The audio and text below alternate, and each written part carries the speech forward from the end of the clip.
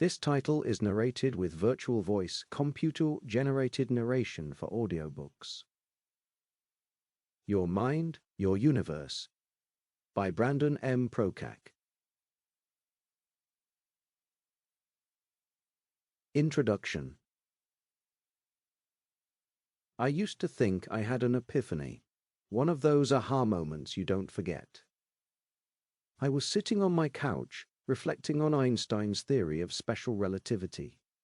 It describes how time slows as an object accelerates toward the speed of light. But something struck me. We also experience time slowing under very different conditions, internally. In moments of awe, looking into the eyes of someone you love. In the middle of a crisis, when you're fully immersed in what you love. Time bends through consciousness. In that moment I didn't realize it, but I was glimpsing something deeper than physics. What if your state of consciousness is the true variable in how time unfolds? At the time I thought it was a new idea. But as I began writing this book, I dug up a journal entry from over 25 years ago. On the first page, I had scribbled a question. What is the relationship between time, space, and consciousness? That wasn't a passing curiosity. It was the seed.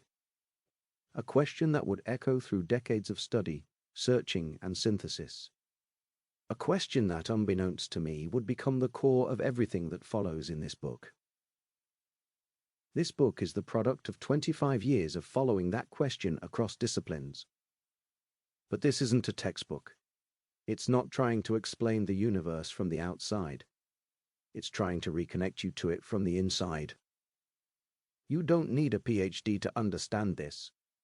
You just need a pulse and the willingness to wonder again. This book draws from physics, neurology, philosophy, spirituality, and systems theory, but more than that, it attempts to reunite them. Because somewhere along the way, we split reality apart. Physics became divorced from consciousness. Psychology from soul. Medicine from energy. Philosophy from resonance. We now live in silos. Specialization has given us depth, but at the cost of wholeness. But it wasn't always this way.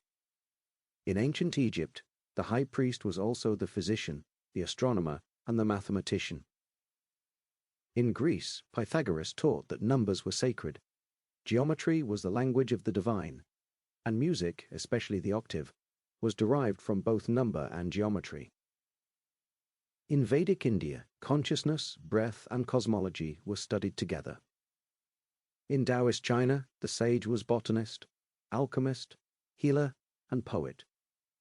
The universe is not compartmentalized. It is continuous. And so is this book. We've tried to build skyscrapers on fractured ground, theories without soul, rituals without science, healing without wholeness. This book is an attempt to weave it back together, to restore the pattern. This is where neurology meets nebulas, where spirituality meets frequency, where physics meets consciousness, where philosophy meets vibration. Your mind, your universe is both a theory and an invitation. Chapters 1 through 5 lay the groundwork for what I call conscious resonance theory, CR, a model that weaves together insights from quantum physics, brain science, cymatics, metaphysics, and ancient spiritual teachings. From Chapter 6 onward, we shift from understanding to action.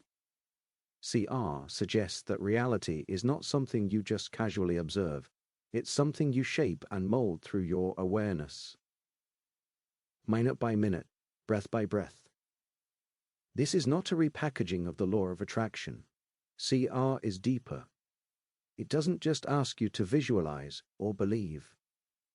It explains why your beliefs shape experience mechanically, neurologically, vibrationally. The law of attraction told us our thoughts create reality. CR shows how.